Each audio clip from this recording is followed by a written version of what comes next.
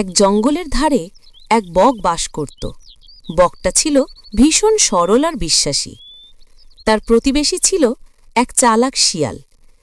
শিয়ালটা সবসময় অন্য প্রাণীদের ঠকিয়ে নিজের পেট ভরানোর সুযোগ খুঁজত।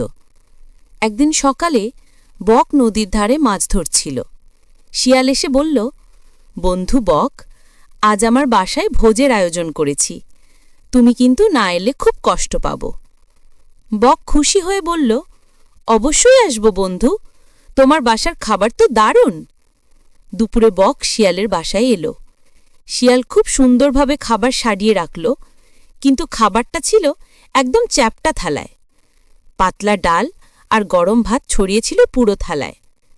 বক তার লম্বা ঠোঁট দিয়ে কিছুই খেতে পারছিল না, কিন্তু শিয়াল নিজের মুখ দিয়ে চেটে চেটে সব খেয়ে ফেলল। বেচারা বক ক্ষুধার্ত অবস্থায় ফিরে গেল, কিন্তু কিছুই বলল না। পরের দিন বক একটা বুদ্ধি খাটাল। সে শিয়ালকে বলল, বন্ধু, কাল আমার বাড়িতে ভোজ আছে, তুমি না এলে কিন্তু মন খারাপ হবে। শিয়াল রাজি হল, ভাবল আজ নিশ্চয় ভালো খাওয়া জুটবে। পরের দিন বক এক লম্বা সরু গলাযুক্ত কলসে সুস্বাদু মাছের ঝোল বানিয়ে রাখল। শিয়াল এলো, কিন্তু কিছুতেই কলসের ভিতরের ঝোল খেতে পারল না, তার মুখ ঢুকছিলই না। অন্যদিকে বক তার লম্বা ঠোঁট দিয়ে আরামে মাছ খেতে লাগল। শিয়াল লজ্জায় মাথা নিচু করে রইল। বক হাসি মুখে বলল, বন্ধু, যেভাবে তুমি আমাকে কষ্ট দিয়েছিলে, আজ আমি শুধু সেটা তোমাকে শেখাতে চেয়েছি।